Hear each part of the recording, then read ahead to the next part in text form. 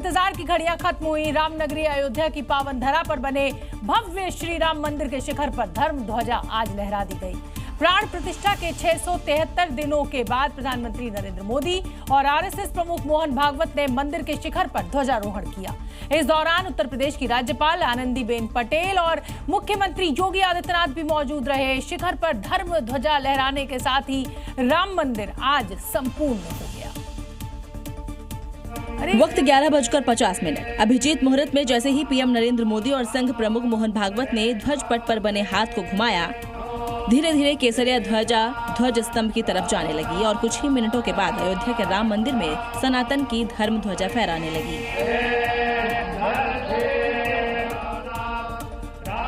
सबसे पहले पीएम मोदी और भागवत ने मंत्रोच्चार के साथ ध्वज का विधिवत पूजन किया, उस पर फूल चढ़ाए और इसके बाद ध्वजारोहण किया।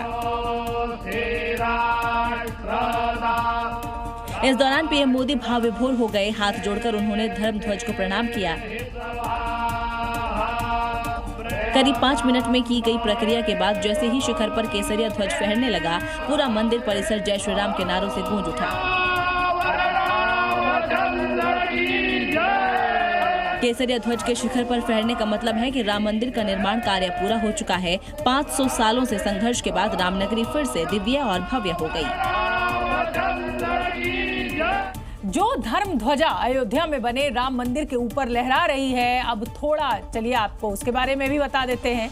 ध्वजा का वजन 2 किलो है। इस ध्वजा को 21 दिनों में गुजरात के 6 कारीगरों ने तैयार किया है। ध्वजा की लंबाई 20 फीट है और इसकी ऊंचाई की अगर बात करें तो वो 10 फीट है। धर्म ध्वज पर सूर्य, ओम और कोविदार के वृक्ष के चिन्ह अंकित हैं। वहीं ध्वज स्तंभ की लंबाई 42 फीट है और राम मंदिर के शिखर की ऊंचाई करीब 161 फीट। हम आपको बता दें कि ध्वज दंड में 21 किलो सोना लगा है और सबसे बड़ी बात यह है कि इस ध्वज स्तंभ को एक 360 डिग्री घूमने वाले चैम्बर पर रखा गया है, जिससे हवा का रुख बदलने पर यह आसानी से घूम जाए और नुकसान भी ना हो। धर्म ध्वजा को वैदिक मंत्रोच्चार और जय श्री राम के नारों की गूंज के बीच फहराया गया। इस दौरान भव्य राम मंदिर को फूलों से सजाया गया था। सैकड़ों की संख्या में भक्त भी नजर आए और इसकी जो खुशी थी भक्तों के चेहरे पर, वो तो देखने लायक थी।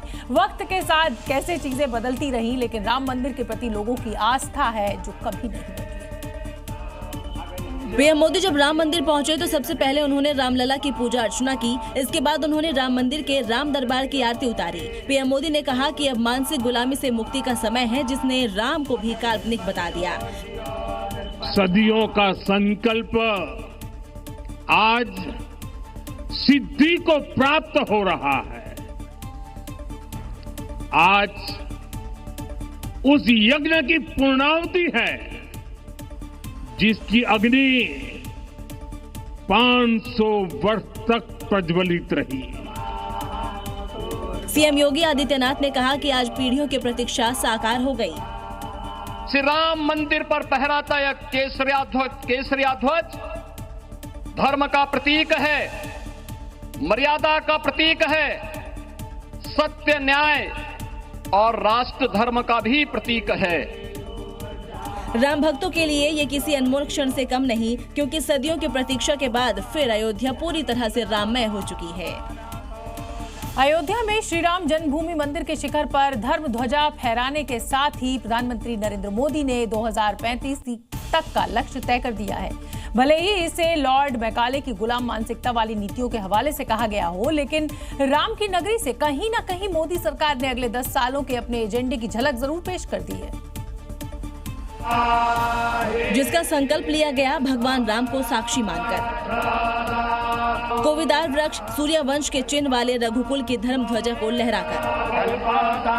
ये धर्म ध्वजा बीजेपी के सबसे बड़े संकल्प को पूरा होने की निशानी है, लेकिन इसके साथ ही एक नया लक्ष्य भी तय कर दिया, और ये है भारतीयों को मैकाले की गुलाम मानसिकता से मुक्त कराने का। 1835 में मैकाले नाम के एक अंग्रेज ने भारत को अपनी जड़ों से उखाड़ने के बीज बोए थे। 10 वर्षों का लक्ष्य लेकर चलना है कि भारत को गुलामी की मानसिकता से मुक्त करके रहेंगे। क्योंकि इस सिस्टम में आज भी गरीबों और कमजोरों को अपने बेसिक अधिकार पाने में नाको चने चबाने पड़ रहे हैं। उत्तर प्रदेश के अयोध्या में ध्वजारोहण समारोह के दौरान हर्षोल्लास का माहौल देखने को मिला। रामनगर की सड़कों पर साधु संत झूमते नजर आए। देश दुनिया से बड़ी संख्या में श्रद्धालु इस ध्वजारोहण समारोह में हिस्सा लेने के लिए अयोध्या पहुंचे। ये पल हर किसी को भावुक करने वाला था, क्योंकि राम भक्तों की सैकड़ों सालों की तपस्या पूरी हो गई। राम मंदिर के शिखर पर ध्वजारोहण हो गया।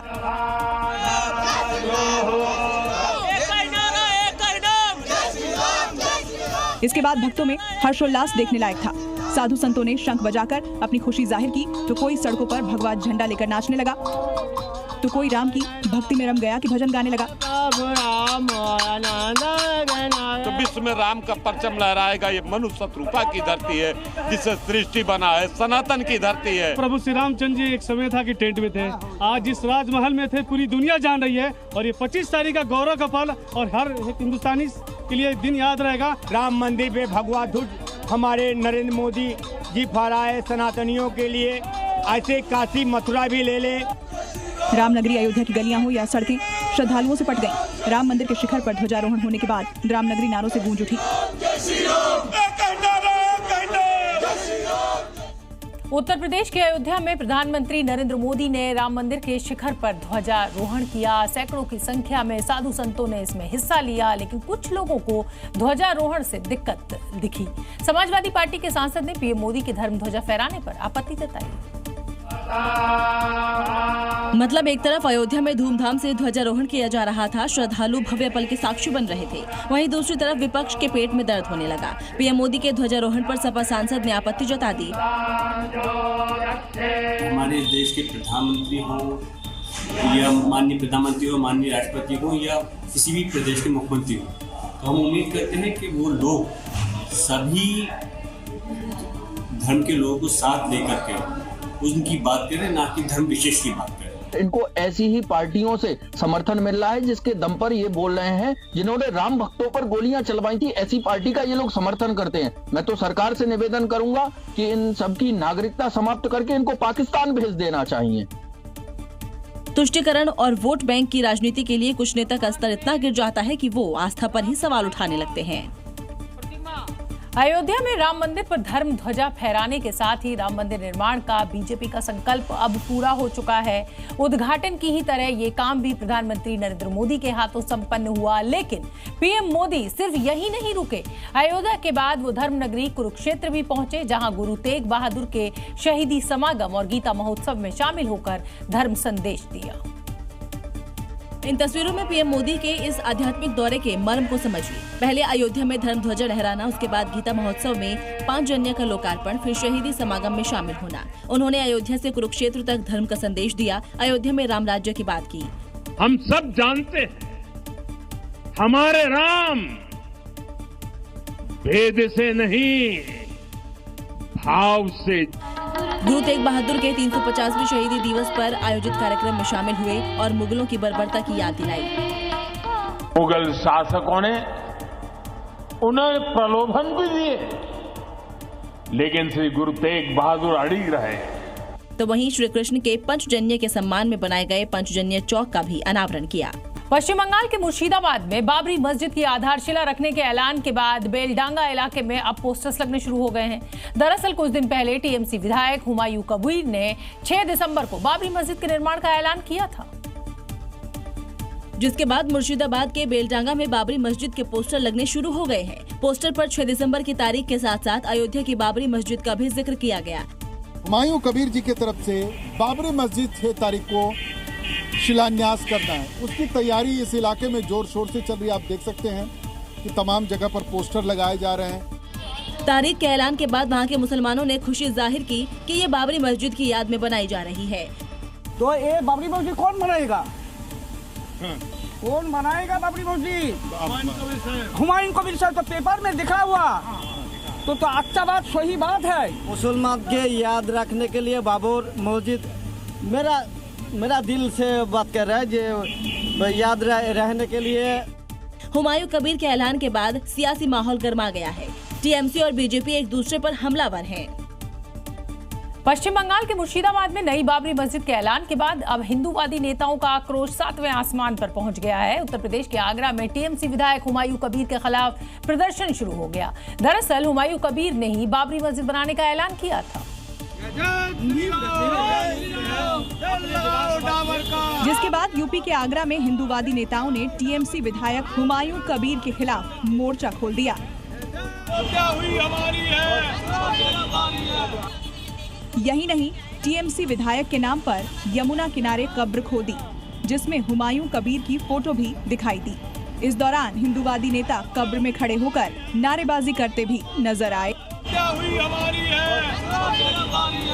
हिंदूवादी नेता ने हुमायूं कबीर के ऐलान पर आपत्ति जताई।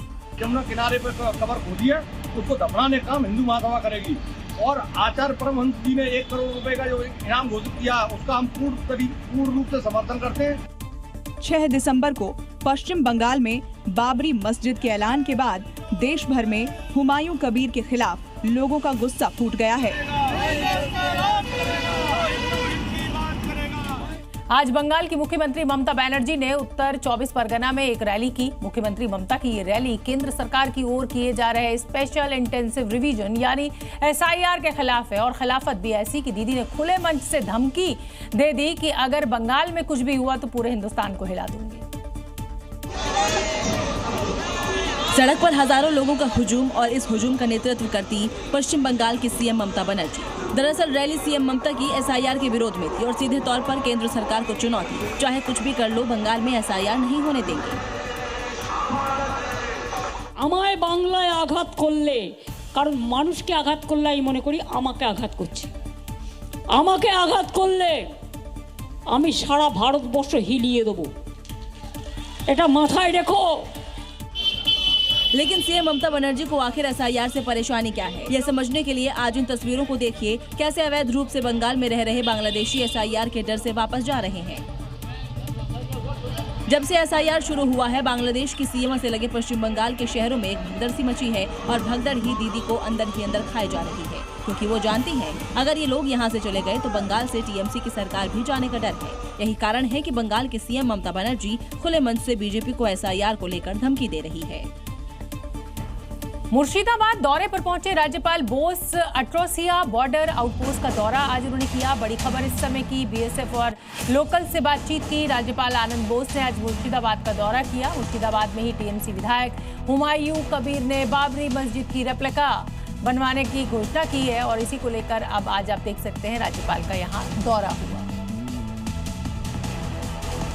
अगली खबर का रुख करेंगे। खबर मुंबई के चेंबूर से, जहां सांप्रदायिक माहौल खराब करने की कोशिश की गई। यहां काली मां के मंदिर में घुसकर कुछ असामाजिक तत्वों ने माता की मूर्ति को मदर मैरी के कपड़े पहना दिए और इसके बाद चेंबूर के इस इलाके में बवाल खड़ा हो गया।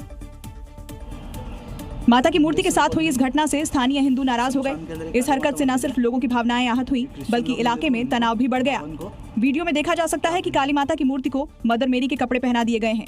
वहीं माता के हाथ में एक छोटी सी गुड़िया भी दिखाई दे रही है। माता के सिर पर एक क्राउन है, जैसा कि ईसाई धर्म के राजा पहना करते थे। मूर्ति के पीछे लाल रंग का कपड़ा है और 2 बड़ी जलती हुई मोमबत्तियां भी दिखाई दे रही हैं। बताया जा रहा है कि मंदिर के पुजारी ने ये कदम इसलिए उठाया क्योंकि ऐसा उसे सपना आया था, लेकिन हिंदू समुदाय के लोगों ने पुजारी के इस दावे को नकार दिया। हालांकि पुलिस ने पुजारी रमेश को गिरफ्तार कर लिया है। मामले की जांच जारी है। वहीं इस घटना से तनाव न बढ़े, इसके लिए पुलिस ने लोगों से अफवाहों से बचने और शांति की अपील की है। बात पाकिस्तान की करेंगे, जहां बच्चों को ऑनलाइन क्लास दिलाने की सुविधा भले ही ना हो, लेकिन ऑनलाइन आतंकवादियों की भर्ती कराने का पूरा प्लान तैयार है। और ये सब शहबाज मुनीर की नाक के नीचे हो रहा है, जहां आतंकी संगठन लश्कर-ए-तैयबा ने इस्लामाबाद में अपना आईटी सेल खोला है, जिसका मकसद लश्कर के लिए आतंकी तैयार करना है। इसी के जरिए कम उम्र के लड़कों का ब्रेन वॉश कर उन्हें दहशतगर्दी के रास्ते पर लाना है, ताकि पाकिस्तान में मौजूद हाफिज सईद अपने नापाक मंसूबों को कामयाब बना सके। और देखिए, हाफिज सईद ने इस्लामाबाद में अपना आईटी सेल बनाया है। इसमें 80 से ज्यादा कंप्यूटर हैं, हाईटेक सुविधाएं हैं। इस सेल का मकसद हाफिज के खौफनाक इरादों को लोगों तक पहुंचाना है।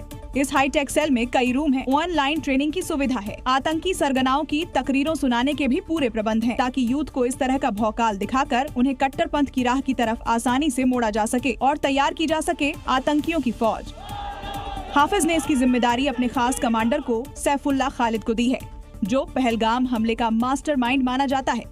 लेकिन शहबाज और मुनीर ये नहीं जानते कि अब की बार सेना की तैयारी पिछली बार से जबरदस्त है। अब की बार कोई गुस्ताखी की तो इतिहास भूगोल सब बदल जाएगा।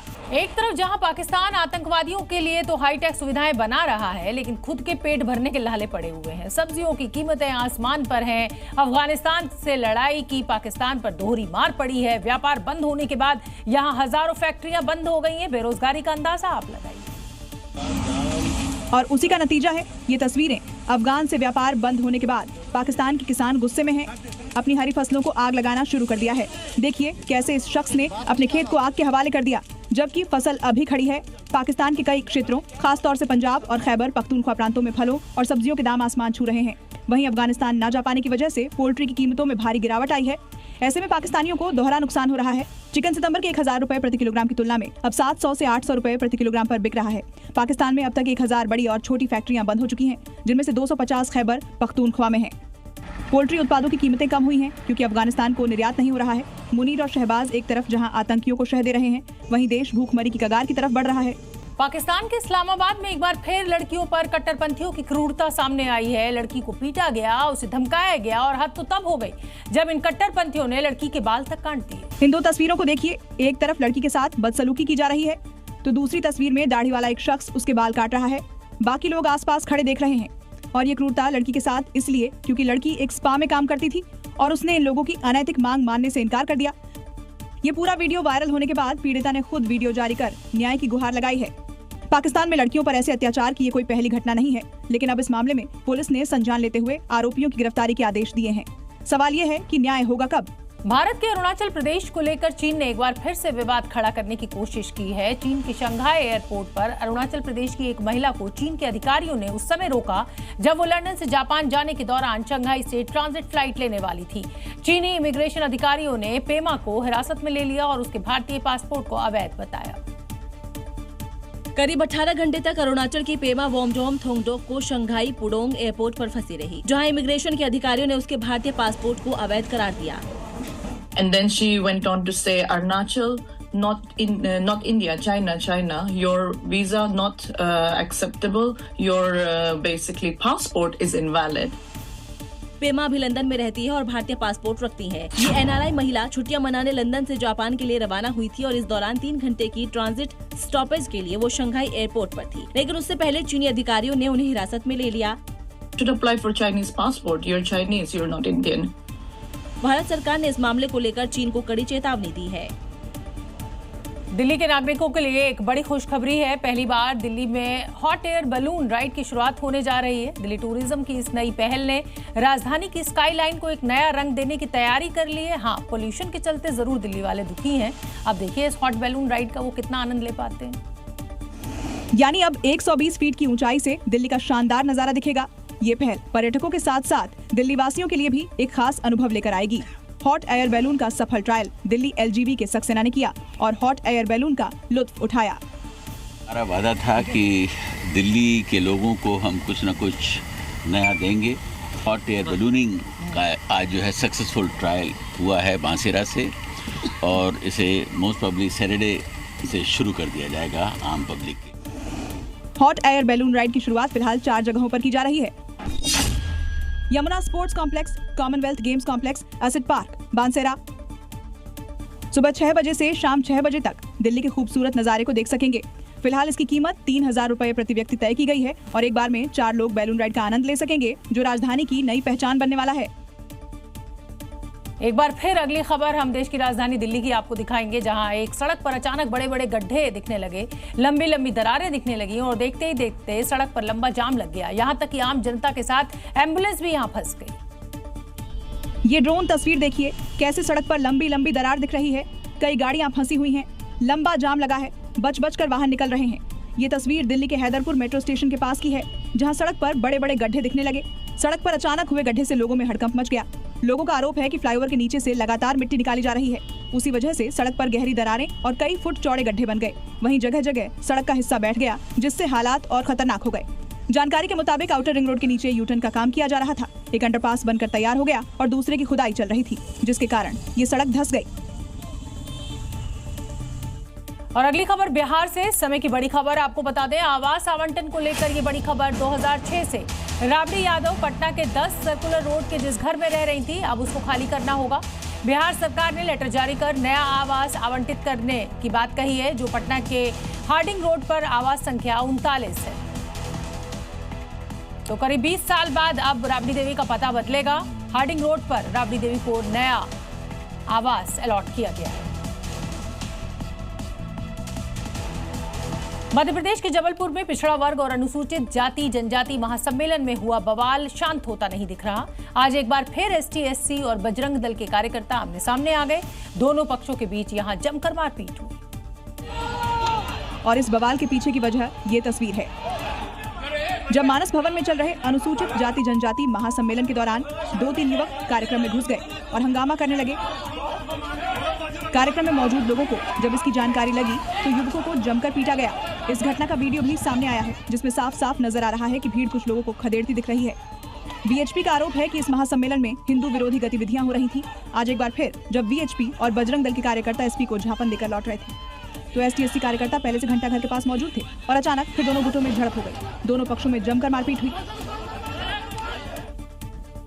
पंजाब में नशे के खिलाफ छेड़े गए युद्ध नशे विरुद्ध अभियान के तहत ताबड़तोड़ कार्रवाई जारी है। पठानकोट में आज बुलडोजर की गर्जना सुनाई दी, जहां एक नशा तस्कर की अवैध संपत्ति को जमींदोज कर दिया गया।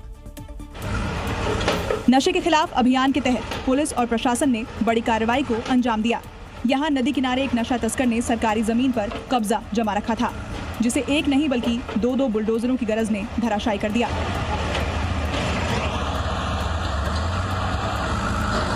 ये दोनों बुलडोजर एक के बाद एक वार कर रहे हैं। हर एक वार नशे और अवैध कब्जे को मिट्टी में मिला रहा है। दरअसल आरोपी पर कुछ महीने पहले ही नशा तस्करी का गंभीर मामला दर्ज हुआ था। इसके अलावा उस पर नशा तस्करी से जुड़े 9 मामले दर्ज हैं और वो जेल में बंद है। प्रशासन के मुताबिक आरोपी के परिवार को कार्रवाई की सूचना पहले ही दे दी गई थी। पंजाब में लगातार हो रहे बुलडोजर प्रहार से संदेश साफ है, नशा तस्करी और अवैध कब्जा करने वालों को ऐसे ही सबक सिखाया जाएगा। छत्तीसगढ़ से नारायणपुर से समय की बड़ी खबर आपको बता दें, 28 नक्सलियों ने यहां पर सरेंडर किया है। 22 नक्सलियों पर 89 लाख का इनाम है। 28 में से 19 महिला नक्सली इसमें शामिल है। नक्सलियों के सरेंडर का सिलसिला लगातार जारी है।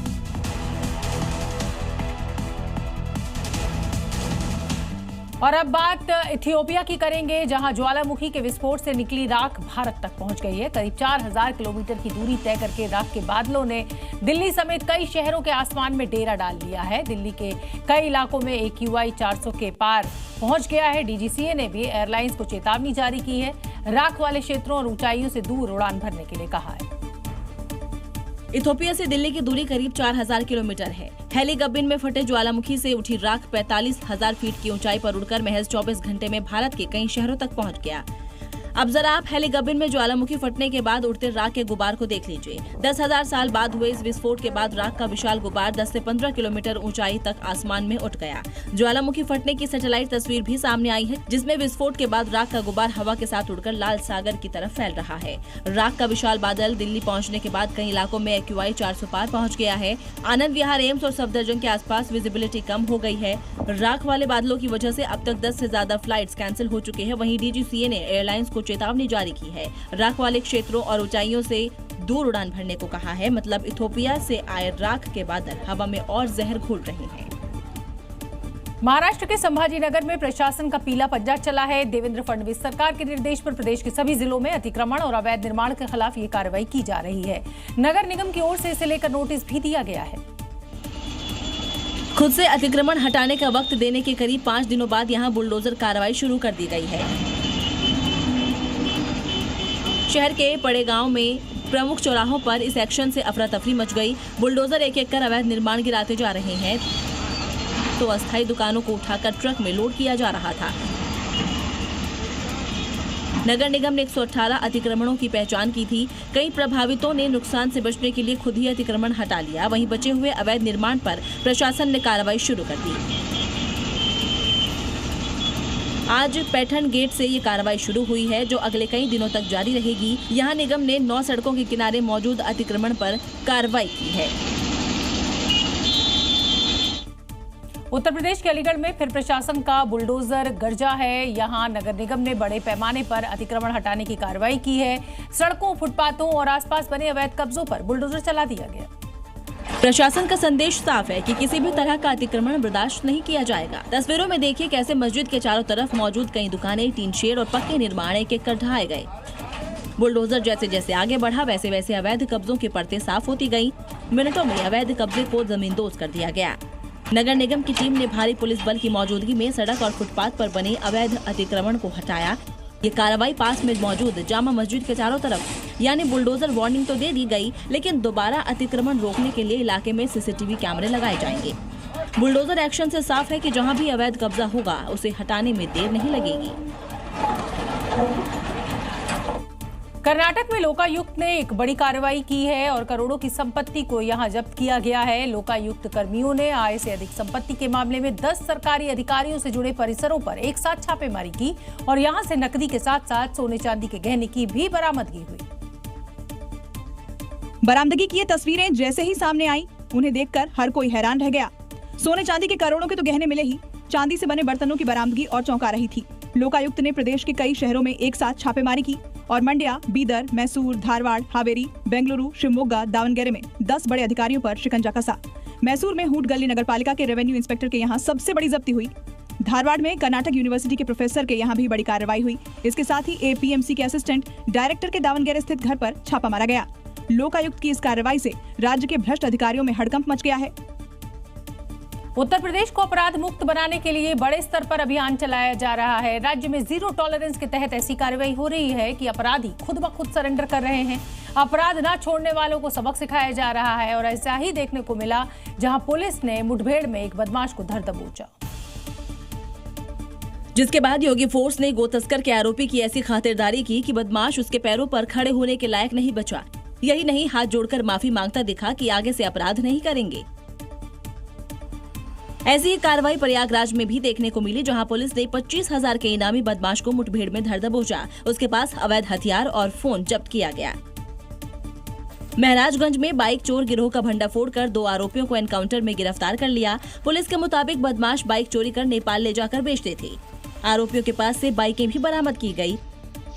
वहीं शाहजहांपुर में पुलिस ने गो तस्करों का एनकाउंटर कर दिया। बताया गया कि गिरफ्तारी से बचने के लिए बदमाश भाग रहे थे। जीरो टॉलरेंस के तहत शहर शहर कार्रवाई की जा रही है, क्योंकि सीएम योगी का संदेश साफ है। यूपी में अपराध करने वाले बख्शे नहीं जाएंगे, चाहे अपराधी बड़ा हो या फिर छोटा। हरियाणा में रह रहे घुसपैठियों के खिलाफ पुलिस ने एक बड़ी कार्रवाई शुरू की है। नूह में रोहिंग्या बस्ती में पुलिस सर्च ऑपरेशन चलाकर घरों की तलाशी ले रही है। फरीदाबाद की अल-फलाह यूनिवर्सिटी का दिल्ली ब्लास्ट कनेक्शन सामने आने के बाद अब जांच एजेंसियां अलर्ट मोड पर है। यही वजह है देश भर में अवैध तरीके से रह रहे लोगों के खिलाफ अभियान चलाया जा रहा है। जैसे यूपी में अवैध तरीके से रह रहे रोहिंग्याओं को डिटेन किया गया था, ऐसा ही नूह में देखने को मिला। वहां रोहिंग्याओं को पकड़ने के लिए योगी मॉडल अपनाया गया। पुलिस ने वहां अलग अलग रोहिंग्या बस्तियों में एक साथ बड़े स्तर पर तलाशी अभियान चलाया। इस दौरान पुलिस की कई टीमों ने झुग्गी झोपड़ियों में जाकर दस्तावेजों की जाँच की, घरों में मौजूद सामान की तलाशी ली।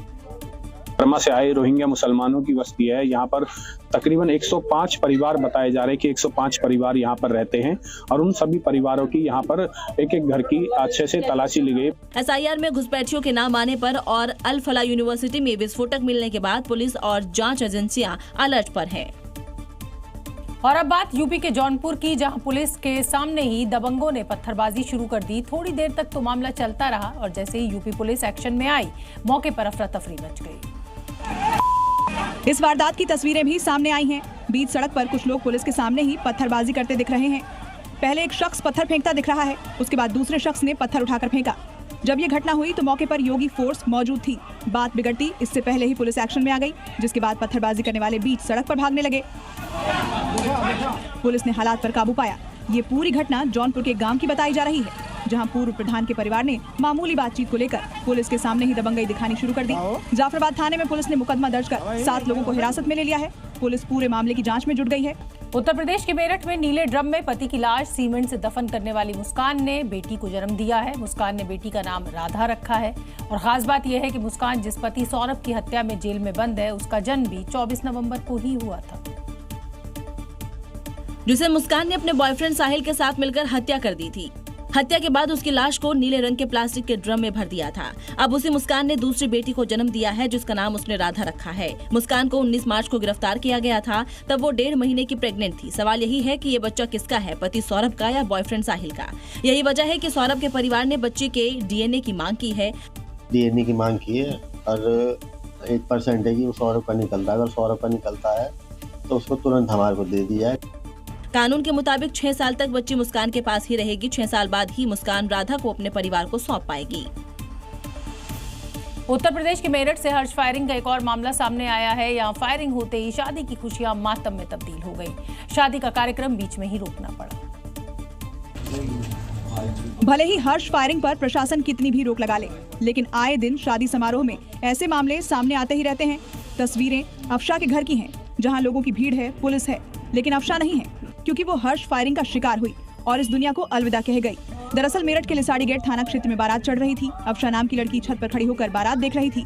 तभी बारात में शामिल कुछ सिरफिरों ने ताबड़तोड़ हर्ष फायरिंग कर दी और गोली लड़की के पेट में जा लगी। बाद में इलाज के दौरान लड़की की मौत हो गई। हालांकि शिकायत के बाद पुलिस ने आरोपी को गिरफ्तार कर लिया, लेकिन ये घटना सवाल उठाती है कि क्या हर्ष फायरिंग ही खुशियां मनाने का एकमात्र तरीका है और प्रशासन कब तक इस पर लगाम लगा पाएगा।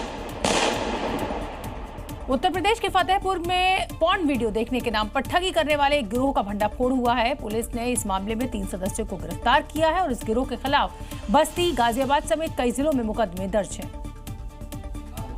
जो लोगों को पोर्न वीडियो देखने के नाम पर फोन करते थे, पुलिस के सामने आरोपी ने इसका नमूना दिखाया कि कैसे फंसाते थे। नमस्कार बेटा। हाँ, ये मैं साइबर पुलिस वाले बात कर रहा हूँ। ये बता, तुम्हारे फोन में ये जो सेक्सी वीडियो देखी जा रही है, इसको देखना बंद करेगा कि जेल जाएगा। यही नहीं, किस तरह लोगों से हजारों की ठगी करते थे, देख लीजिए। अब दोबारा गलती नहीं करेगा, केस यही खत्म करवाएगा अपना कि जेल जाएगा। बता, कहाँ से तेरा माफीनामा लेटर लगवा के केस खत्म करवा दिया जाएगा, केस से नाम कटवा दिया जाएगा, तो इसका जो थोड़ा बहुत खर्चा आएगा। पुलिस ने इस मामले में गिरोह का भंडा फोड़कर 3 आरोपियों को गिरफ्तार किया। दिल्ली में साइबर क्राइम के खिलाफ चलाए गए ऑपरेशन साई हॉक में 700 गिरफ्तारियों के बाद उत्तर प्रदेश में भी साइबर अपराधियों के खिलाफ बड़ी कार्रवाई की गई। यहां आगरा में किसी बड़ी प्लानिंग के लिए पहुंचे थे, लेकिन पहले ही दबोच लिए गए। ये आरोपी कई राज्यों में साइबर ठगी, चोरी, धोखाधड़ी और आर्म्स एक्ट के मामलों में वांछित थे और अब जाकर आगरा में दबोचे गए। इनके पास से पुलिस ने 42 एटीएम, 11 चेकबुक, 9 मोबाइल, नेपाली मुद्रा, कार समेत बड़ी मात्रा में सामान बरामद किया है। पूछताछ में खुलासा हुआ कि व्हाट्सएप ग्रुप से ये पूरा रैकेट चलता था और इसमें देश के अलग अलग हिस्से के अपराधी जुड़े हुए थे। में से 2-3 लोग डायरेक्ट विदेश में बैठे जो साइबर अपराधी हैं, साइबर ठग हैं, उनके सरगना हैं, उनके संपर्क में थे। वे उनके इशारे पर ये भारत में बैठे भोले भाले लोगों के अकाउंट, न्यूल अकाउंट्स खुलवाकर उन अकाउंट्स की डिटेल्स उनके पास भेज देते थे। खातों का इस्तेमाल करने पर ये 2% का कमीशन देते थे और इसी चक्कर में वो यहाँ पहुँचे हुए थे। आपने 2 दोस्तों के बीच झगड़े की कई खबरें सुनी होंगी, देखी होंगी, लेकिन मध्य प्रदेश के निवाड़ी से एक हैरत अंगेज खबर सामने आई है। यहाँ 2 दोस्तों की शराब को लेकर लड़ाई हो गई। शराब न पिलाने पर दोस्त ने शख्स को किस करने के बहाने बुलाया और फिर दांत से काट दिया। इतना ही नहीं, ये मामला पुलिस स्टेशन भी पहुंच गया है, जिसके बाद पुलिस ने मामले की तफ्तीश भी शुरू कर दी है, क्योंकि मामला हमले तक पहुंच गया है। ये घटना निवाड़ी की है, जहां 2 दोस्त शराब पीने के लिए पहुंचे। दोनों के बीच शराब पिलाने की डील हुई। जब दोस्त ने क्वार्टर देने से मना कर दिया तो सामने वाला शख्स नाराज हो गया। उसने बदला लेने का प्लान बनाया और अपने दोस्त को किस करने के बहाने अपने पास बुलाया। शख्स को लगा कि बात नॉर्मल हो गई है, लेकिन उसके खतरनाक मंसूबों के बारे में उसे नहीं पता था। वो अपने दोस्त के पास पहुंचा तो उसने उसके गाल पर जोरदार तरीके से काटा और हमला कर दिया। वो किसी तरह अपनी जान बचाने के लिए भागा, तब कहीं जाकर बच पाया। अगर आप भी अपने दोस्तों के साथ जाम छलकाते हैं तो सावधान जरूर रहिए। देश भर में अवैध रूप से बॉर्डर क्रॉस कर भारत में रह रहे बांग्लादेशी नागरिकों की धरपकड़ अब जारी है। उत्तराखंड में भी ऑपरेशन कालनेमी के तहत लगातार कार्रवाई हो रही है। देहरादून से 2 बांग्लादेशी महिलाओं को गिरफ्तार किया गया है, जो 2021 के करीब यहां आई थी और यहीं रह रही थी। जांच में खुलासा हुआ कि गिरफ्तार महिला बबली खातून न सिर्फ फर्जी पहचान पर रह रही थी, बल्कि उसके पास भारतीय Aadhaar card, Ayushman card, voter card और राशन कार्ड तक बरामद हुए हैं। इन्हीं जाली दस्तावेजों के आधार पर उसने अपना रूप बदलकर देहरादून में एक हिंदू युवक से शादी कर नई पहचान बना ली थी। दोनों 2021 से देहरादून में रह रही थी। जानकारी के मुताबिक ऑपरेशन कालनेमी के तहत अब तक देहरादून में 17 से ज्यादा बांग्लादेशी गिरफ्तार किए जा चुके हैं। इनमें से करीब 9 को बॉर्डर क्रॉस करवाकर डिपोर्ट किया गया, जबकि 8 को जेल भेजा जा चुका है। ये अभियान आगे भी जारी रहेगा और किसी भी बहरूपिये को राहत नहीं दी जाएगी। एक बार फिर से पिटबुल का कहर देखने को मिला है और इस बार दिल्ली में पिटबुल ने एक मासूम बच्चे के ऊपर हमला बोल दिया और हमला भी ऐसा जिसने भी ये वीडियो देखा वो हैरान रह गया। ये दिल दहला देने वाली घटना दिल्ली के प्रेम नगर इलाके के विनय एनक्लेव की है। एक महिला घर के बाहर खड़ी है, तभी अंदर एक पिटबुल दौड़ता हुआ जाता है और गली में खेल रहे बच्चे पर हमला कर देता है।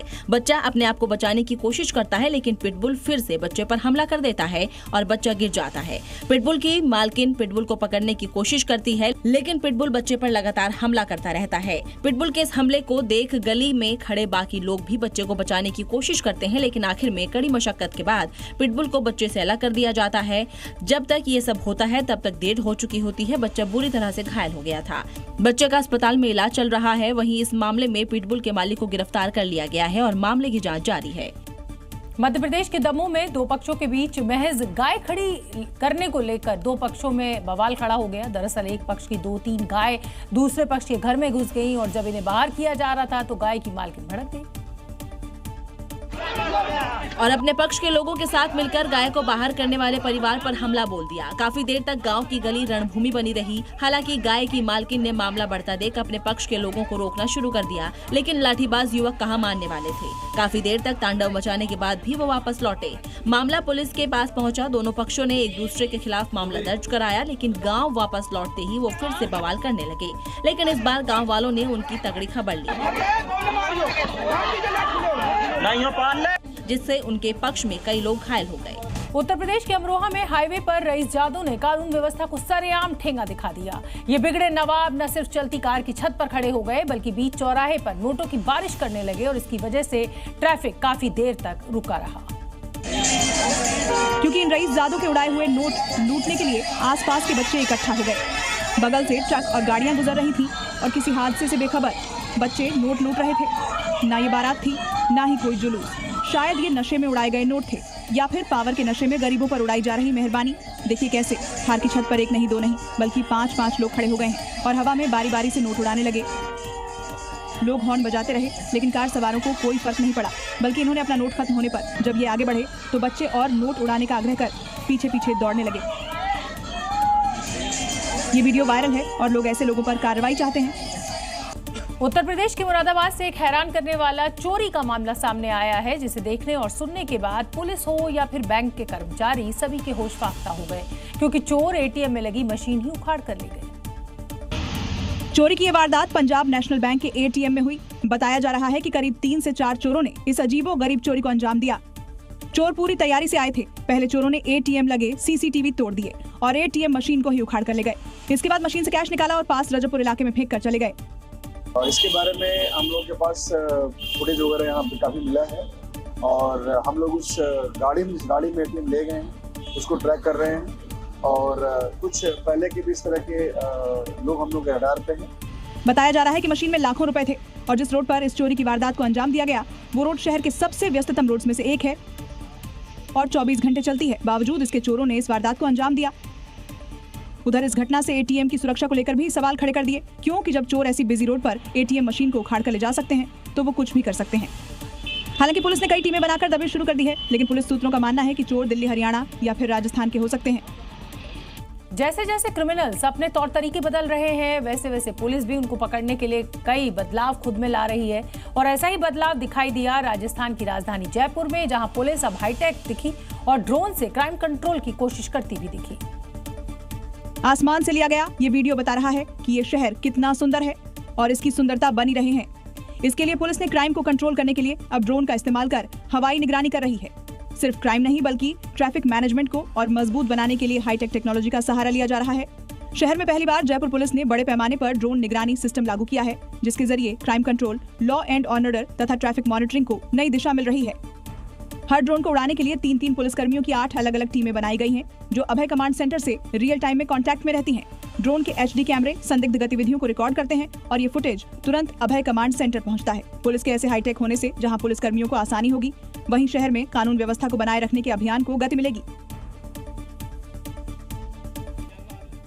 हैदराबाद के शालीबंडा में एक इलेक्ट्रॉनिक्स की इमारत में भीषण आग लग गई और आग इतनी भयानक थी कि लगातार धमाकों की गूंज इस पूरे इलाके में सुनाई देती रही। फायर ब्रिगेड की 8 से ज्यादा गाड़ियों ने कड़ी मशक्कत की और उसके बाद इस आग पर काबू पाया। गोमती इलेक्ट्रॉनिक्स के अंदर अचानक लगी आग ने कुछ ही मिनटों में विकराल रूप ले लिया। इलेक्ट्रॉनिक्स एप्लायंसेस से उठी लपटें जैसे जैसे बढ़ी वैसे वैसे धमाकों की आवाज भी तेज होती गई। माना जा रहा है कि एसी और वॉशिंग मशीन के कंप्रेसर फट गए, जिससे आग और भड़क उठी। आग और धमाकों के बीच धुएं का गुबार भी गहरा दिखाई दिया। तस्वीरों में देखिए, बाहर खड़ी एक कार भी आग की चपेट में आकर पूरी तरह खाक हो गई। आग को बढ़ता देख पास की इमारतों में रहने वाले लोगों को तुरंत बाहर निकाला गया। सड़क पर लोगों की भारी भीड़ जमा हो गई, जिसे कंट्रोल करने के लिए पुलिस को पूरे इलाके का ट्रैफिक डाइवर्ट करना पड़ा। करीब 8 फायर ब्रिगेड की गाड़ियां लगातार पानी बरसाती रही और काफी देर की मशक्कत के बाद आग पर काबू पा लिया गया। कितना नुकसान हुआ ये आकलन के बाद पता चलेगा।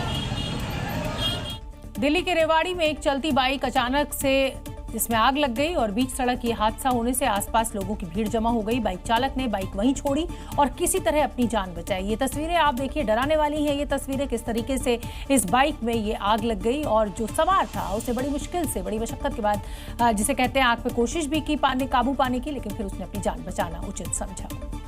चलती गाड़ी में ये हादसा उस वक्त हुआ जब बाइक सवार रेवाड़ी सर्विस सेंटर से वापस लौट रहा था। तभी अचानक बाइक में भीषण आग लग गई। और देख लो ये क्या हाल हो गया मेरे बाइक का।